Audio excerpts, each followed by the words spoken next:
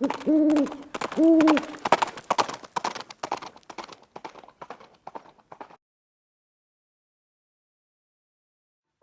guys, it's Viejo here, and we are into the last week of July in 2023 already.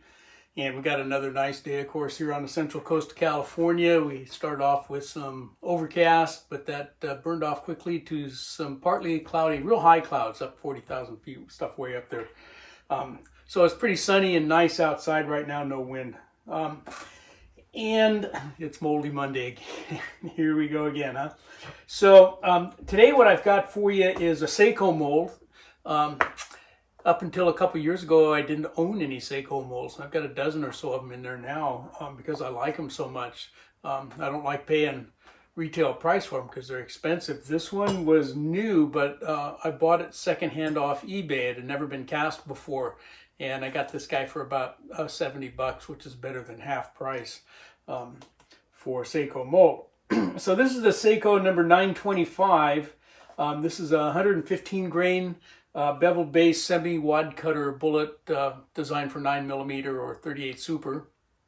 And so here's what the bullet looks like, okay, right here. This mold ran pretty well. We ran this with what we're now calling Viejo number 2 alloy, which is about a 92.62. I actually cast a couple of molds on the same day as this one that kind of needed a little bit stouter hardness. And that alloy that I mentioned runs around 15 or 16 BHN, which is higher probably than I need for 9mm with these powder coated bullets, but it doesn't hurt them either. And we only made 50 of them, so I wasn't too worried about the extra cost that higher BHN adds up to by the time I add a little bit of super hard or linotype and tin and so forth to get it up to where I want it. So if you're watching on YouTube, we're going to jump right to the shooting part of this. Well, I can show you a little bit more about the dimensions of the mold. I'll show you that. Then we'll go to the shooting and we'll come back and wrap it up here on YouTube. If you're watching on Rumble, we're going to get into taking a look at the mold and show you some of the casting, and then we'll get into the shooting part. All right, let's go. Here's the tail of the tape then with this alloy, 112 grains, BHN there, about 92.62, okay. Ran it about 690 degrees. The two cavities, the front cavity 0.357, back cavity 0.358, a little more than the 356 we would expect with a heavier alloy. And then overall length 0.571, and from the base up to the top of the top driving band, the shoulder there, 0.345.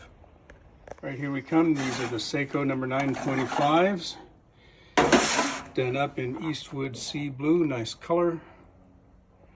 Coats well for me. Others have had difficulty with it, but works good at the Viejo bench.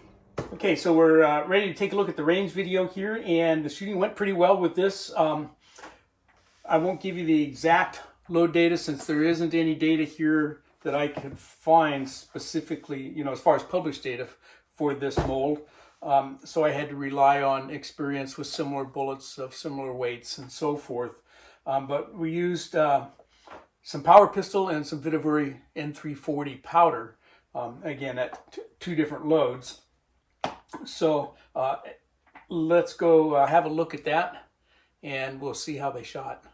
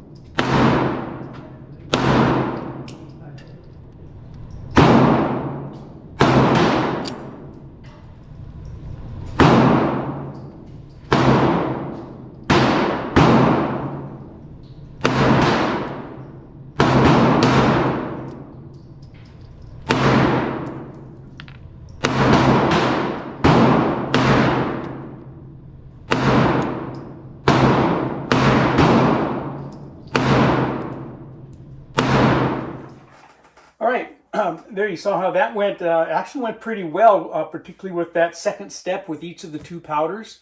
The power pistol may be a little bit better than the Vita-Vuri. You be the judge.